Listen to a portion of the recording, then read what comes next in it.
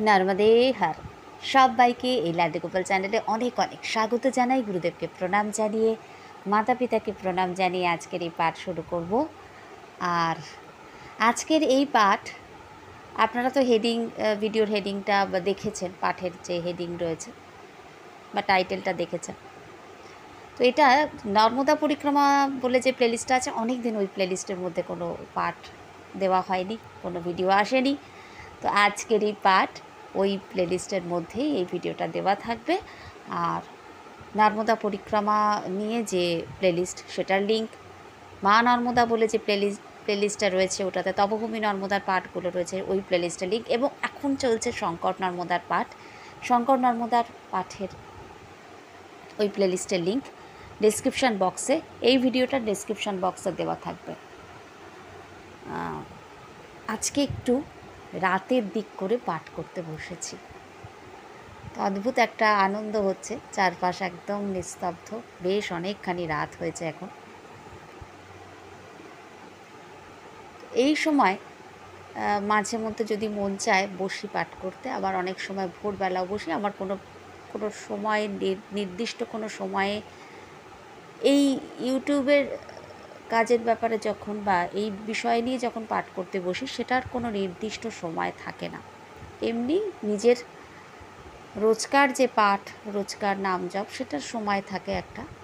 কিন্তু এটার একটা ধারাবাহিক সময় বেঁধে যে করা আগে হতো, কিন্তু এখন কিছু কারণবশত এত কাজ এসে যাচ্ছে যে এটা হয়ে উঠছে না যে একটা নির্দিষ্ট সময় করা। তো যে বিষয়টা নিয়ে আজকের এই পাঠ, মা নর্মদা তটের, মায়ের তটে অনেক জায়গাতেই হনুমানজির মন্দির আছে। তো সেই কোথায় কোথায় আছে সেই বিষয়টা নিয়ে আজকের এই পাঠ। যতটুকুনি আমার কাছে আছে আমি সেইটুকুনি এখানে শুধু পাঠ করে বলছি। আর বাকি হয়তো আরও অনেক জায়গায় থাকতে পারে, তো সেগুলো আমার জানা নেই। তো আপনারা যদি এই বিষয় সম্পর্কে কেউ কিছু জানেন, কমেন্ট বক্সে আপনারা লিখতে পারেন, তাতে অনেকেরই সুবিধা হবে। তো আজকের এই যে বিষয়টা, মা নর্মদা তটে হনুমানজির মন্দির যেখানে যেখানে আছে, এটা নিয়ে যে পার্টটা হচ্ছে, এটা 3টে পার্ট আসবে। এই ভিডিওটারই 3টে পার্ট আসবে। তো এটা পার্ট 1। পার্ট 1-এ আমরা পাচ্ছি এখানে যে এমন একটা জায়গার কথা যেখানে স্বয়ং প্রভু শ্রীরামচন্দ্রজি ওখানে কিন্তু তপস্যা করেছিলেন, মা নর্মদার তটের ওই স্থানে। তো তার আগে কোথায় কোথায় আছে যেটুকুনি আমরা যদি সিদ্ধিদাত্রী, আমরা তপভূমি নর্মদাতেও হয়তো ওইভাবে, তপভূমি নর্মদা তো অনেকটা বিস্তারিতভাবে অনেক জায়গার কথা রয়েছে। আমরা যদি সিদ্ধিদাত্রী নর্মদার সন্ধানে বইটাতে দেখি, তো তাহলে সেখানে পরপর এখন শ্রী শৈলেন্দ্রনারায়ণ ঘোষাল শাস্ত্রীজি তো অনেক বছর আগে পরিক্রমা করেছেন মায়ের, তারপরে অনেক চেঞ্জ হয়েছে, রাস্তাঘাট অনেক কিছু, অনেক জায়গা মায়ের জলের মধ্যে চলে গেছে, তো অনেক রকম চেঞ্জ হয়েছে। তো সিদ্ধিদাত্রী নর্মদার সন্ধানে, যেটা ডাক্তার অসীম বরণ দে মহাশয়ের লেখা, তো ওখানে কিন্তু একটা পরপর জায়গাগুলোর উত্তর তট দক্ষিণ তট করে জায়গাগুলোর নাম দিয়ে কোথায় কোথায় কি মন্দির আছে খুব সংক্ষেপে একটু দেওয়া আছে ওখানে। এমনি ডিটেলে বর্ণনা রয়েছে, যা আছে, কিন্তু এই জায়গাগুলোর নাম সংক্ষেপে উত্তর তট আর দক্ষিণ তট করে দেওয়া আছে। তো আমরা দক্ষিণ তটে দেখি যে সহস্রধারা যেখানে রয়েছে, মান্দালা পেরিয়ে যাওয়ার পর সেখানে এক হনুমানজির মন্দির আছে।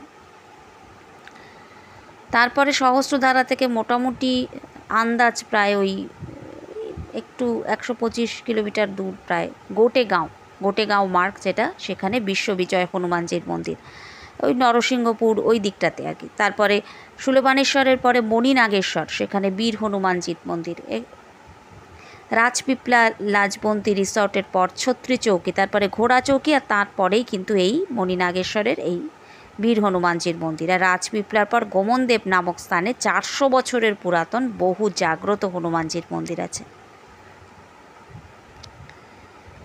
তো এরপর সেখানে আবার ঋষিদের ব্যবহৃত অস্ত্র সংগ্রহশালাও রয়েছে। তো তো উত্তরটা, এটা তো গেল দক্ষিণ তট। উত্তরটাতে গুজরাটের ওখানে মানাবর রোড, যেটা মানাবরে খেরাপতি হনুমানজির মন্দির, জব্বলপুরের যেটা গোয়ারি ঘাট, সেখানে ভগবতী গৌরীর তপস্থলী, তো সেইখানেও হনুমানজির মন্দির আছে। তো আরেকটা বিষয় কি, মা নর্মদার দক্ষিণ তটে হনুমন্তেশ্বর, শূলপাণেশ্বরের পরে এই যে একটু আগে বললাম মণিনাগেশ্বর, মণিনাগেশ্বর থেকে মুরলী সঙ্গম জায়গাটার নাম বাদারিয়া গ্রাম। তো এটা ওই ডাক্তার অসীম বরণ দেব মহাশয়ের অমৃতময়ী মা নর্মদা যে বইটা আছে, ওইখানে হনুমন্তেশ্বরজির কথা রয়েছে। আরেকটা আছে লেটেক হইয়ে হনুমানজি, যেটাও ওঙ্কারেশ্বর পরিক্রমার পথে গৌরীশঙ্কর সোমনাথ মন্দিরের সম্মুখে, এটাও একটা মন্দির রয়েছে।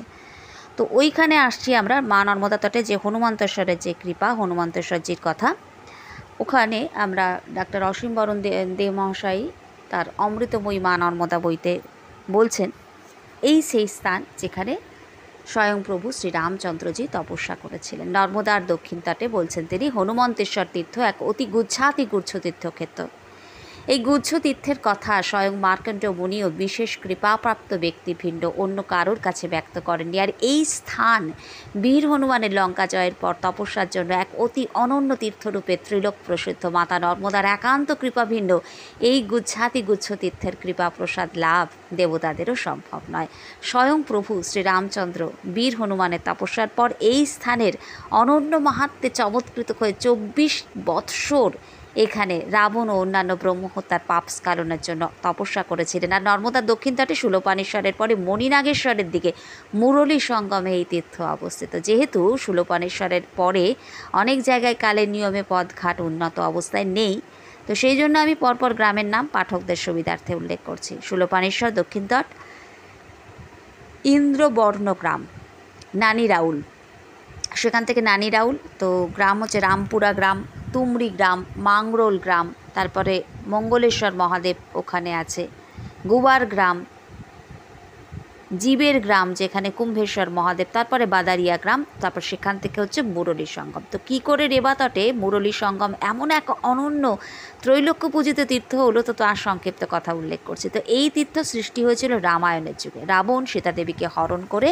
লঙ্কায় নিয়ে গেলে পরে শ্রীরামচন্দ্র বানর সেনার সঙ্গে লঙ্কায় মহাযুদ্ধে অবতীর্ণ হয়ে সীতাদেবীকে উদ্ধার করলেন।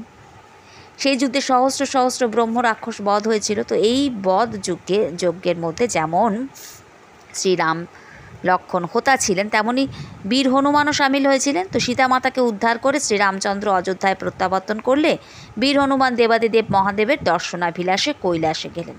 তো তখন কৈলাসের দ্বারে নন্দী বানর সেই হনুমানজিকে বলছেন যে, হে কপি, তুমি কৈলাস আগমনে বিরত হও, তুমি রাক্ষসগণের বধ সাধন করে ব্রহ্মহত্যায় লিপ্ত হয়েছ, তো তাই ভৈরব সভায় তোমার প্রবেশাধিকার নেই। হনুমানজি একথা শ্রবণ করে নন্দীকে অনুরোধ করলেন যে তিনি হরের কাছে গিয়ে তার পাতক নাশের উপায় জেনে আসবেন। তাও নন্দী তাকে বললেন যে যার নাম শ্রবণে 1 জন্মার্জিত, কীর্তনে 2 জন্মার্জিত এবং অবগহনে 30 জন্মার্জিত পাপ বিনষ্ট হয়। তুমি কি ভূতলে সেই রুদ্রদেহ সম্ভতা পুণ্য নদী নর্মদার নাম শোনোনি? তুমি নর্মদা তীরে গমন করে উত্তম তপস্যা করো। তো তখন পবনপুত্র হনুমানজি নর্মদা দক্ষিণ তটে শূলপাণির অনতি দূরে মুরলী সঙ্গমে উপনীত হয়ে বহু বছর তপস্যায় মগ্ন থাকেন। অনন্তর একদিন মহেশ উমার সঙ্গে তথায় গমন করে হনুমানজিকে কঠোর তপস্যায় মগ্ন দেখলেন। হনুমানজি চক্ষু উন্মোচন করলেন এবং সম্মুখে উমার্ধ শরীর হরকে স্থিরভাবে দণ্ডায়মান দেখে সাষ্টাঙ্গে প্রণাম নিবেদন করলেন। শিবশম্ভুর এমন অনুত্তম অর্ধনারীশ্বর রূপ শম্ভুকে দর্শন করার সৌভাগ্যে বিগলিত হয়ে পবনপুত্র তার স্তুতি করে নিজেকে ব্রহ্ম হত্যাজনিত পাপ থেকে মুক্ত করার অভিলাষ জ্ঞাপন করলে মহেশ্বর তাকে বললেন যে নর্মদা তীর্থ মাহাত্ম্যে, ধর্মযোগ ও প্রভাবে ও আমার বর্তমান রূপ দর্শনে তুমি নিষ্পাপ হয়েছ। আমি তোমাকে অনুত্তম বরস্বরূপ 12 উত্তম নাম প্রদান করছি, যা যুগে যুগে অক্ষয় হয়ে থাকবে। অনন্তর তিনি পবনপুত্রকে হনুমান, অঞ্জনাসুত, বায়ুপুত্র, মহাবল, রামেষ্ট, ফাল্গুন গোত্র, অমিত বিক্রম, মহাবল রামেষ্ট, যেটা আগেই বললাম, অমিত বিক্রম, তারপরে উদোদিক ক্রমণ শ্রেষ্ঠ, দশগ্রীবা দর্পহা, লক্ষণ প্রাণদাতা, সীতা শোক নিবর্তন।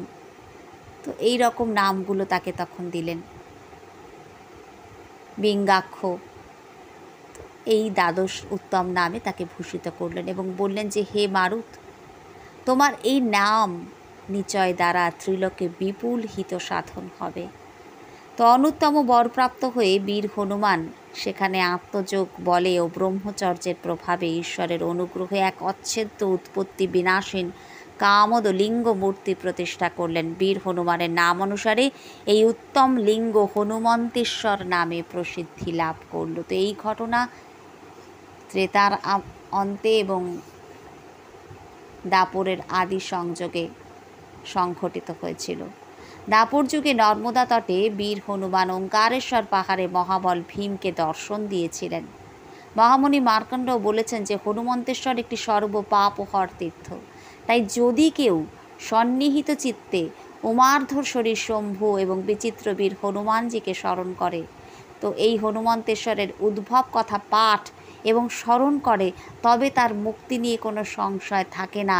যে কোনো মঙ্গলবার বিচিত্রবীর হনুমানকে স্মরণ করে তাঁর অর্ধনারীশ্বর শিব দ্বারা প্রদত্ত দ্বাদশ নামের জয়ধ্বনি করে হনুমান চালিসা এবং হনুমান অষ্টকম পাঠ করলে সংকট মোচন অবশ্যই তাকে কৃপা করেন।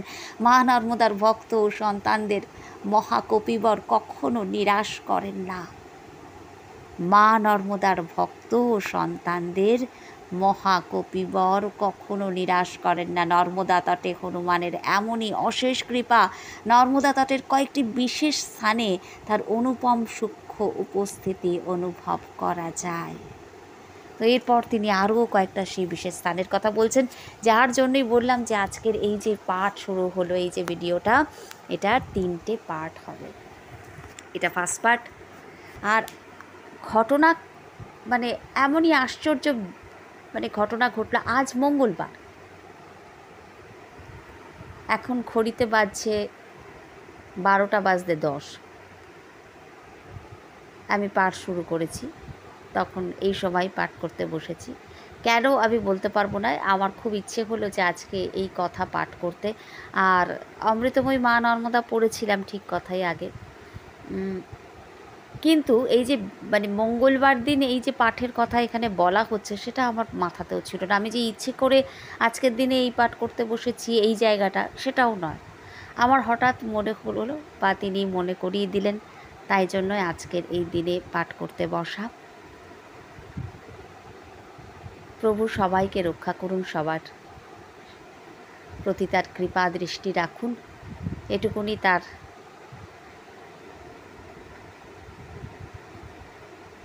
আজকে এত অপূর্ব চতুর্দিকটা লাগছে, এত নিস্তব্ধতার মধ্যেই তার কথা পাঠ করতে করতে মন একটা অপূর্ব আনন্দে ভরে যাচ্ছে। তো এরপরে তিনি লেটে হুয়ে হনুমানজির কথা বলছেন, গোমন দেবের কথা বলছেন। তো লেটে হুয়ে হনুমানজি ওঙ্কারেশ্বর পরিক্রমার পথে বলছেন তিনি যে গৌরীশঙ্কর সোমনাথ মন্দিরের সম্মুখে এই লেটে হুয়ে হনুমানজির মন্দির অবস্থিত। তো এই কথাটা কথিত আছে যে মহাবল ভীম যখন ওঙ্কারেশ্বর পরিক্রমা করেছেন, তখন হনুমানজি সেখানে একটা বৃক্ষের নিচে শুয়ে থেকে পথের ওপরে তার লেজ বিস্তৃত করে রেখেছেন। কিন্তু সেই কথা আজকের পাঠে পাঠ করব না, এর পরের পাঠটাতে অর্থাৎ পার্ট 2তে 3টে পার্টই একই দিনে পরপর আপলোড হবে। তো কাজেই কারোর কোনো সেটা নিয়ে অসুবিধে হবে না আশা করি। তো এর পরের পার্টে আপনারা ওটা পেয়ে যাবেন। আজকের পাঠকে এখানেই বিশ্রাম দিচ্ছি।